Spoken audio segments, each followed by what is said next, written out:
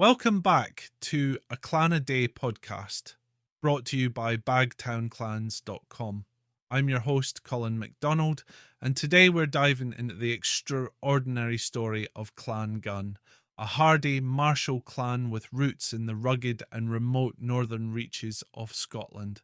This clan, renowned for their fierce spirit and Viking origins, carries a history that's rich with battles, feuds, and a legacy of survival through the centuries.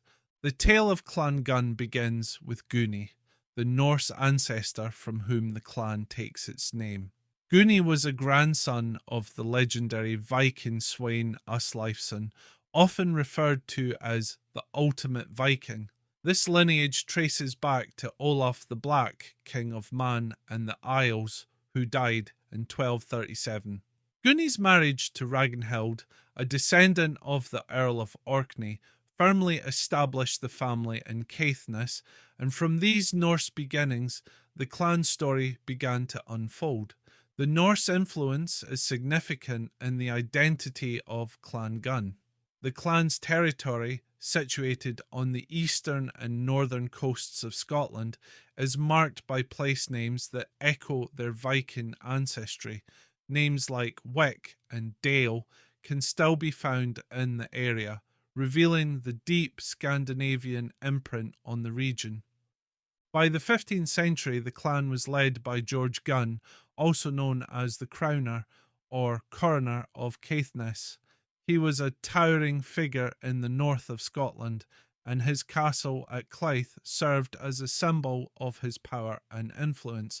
The Crowner was noted for his signature large silver brooch, a mark of his office, and his clan held significant sway during his time. However, it was also during George Gunn's leadership that one of the most infamous feuds in Scottish history came to a head: the Gunn's bitter and long-standing rivalry with Clan Keith. The feud between the Gunns and the Keiths is one of legend, involving treachery, bloodshed, and a desperate battle for honour and survival.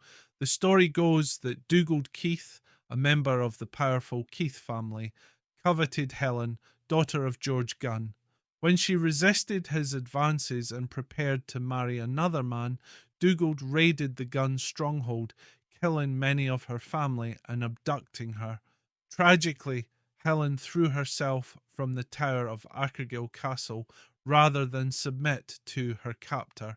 This act of defiance set off a series of violent encounters between the Gunns and the Keiths, culminating in the infamous Battle of Champions.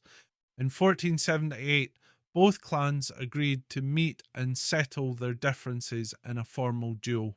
Each side was to bring 12 men on horseback to the fight, but the Keiths, in an act of treachery, arrived with 2 men on each horse, doubling their numbers. Outnumbered but undeterred, the Gunns fought with fierce determination.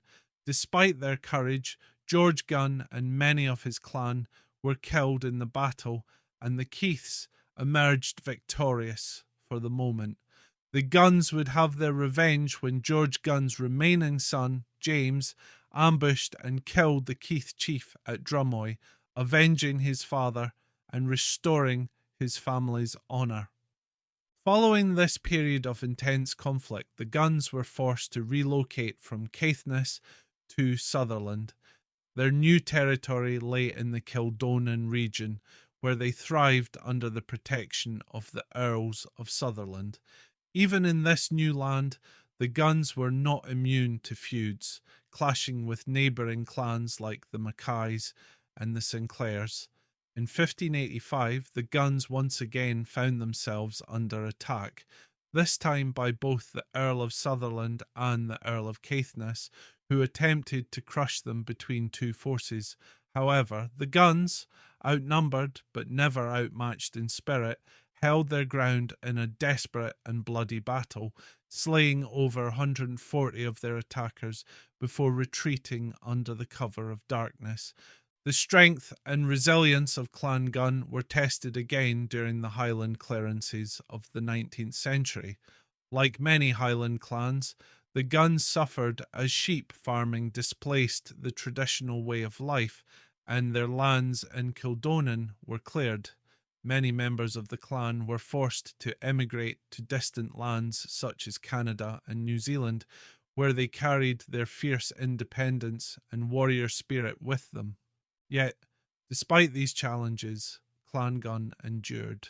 In the 20th century, the clan experienced a remarkable revival.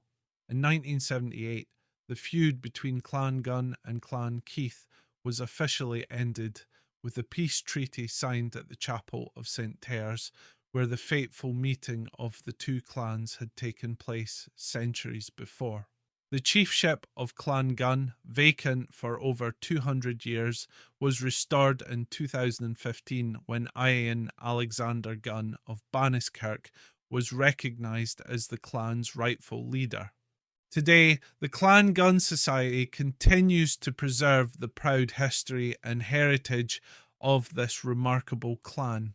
From their Viking beginnings to their roles in Scottish clan feuds, the Gunns have left an indelible mark on Scottish history. Their story is one of fierce loyalty, unyielding determination, and a legacy that has survived the passage of time. Thank you for joining us on this episode of A Clan a Day podcast, where we explored the powerful history of Clan Gunn. Be sure to tune in tomorrow as we delve into the story of another great Scottish clan. I'm your host, Colin MacDonald, and as always, go in Airy and both are leet.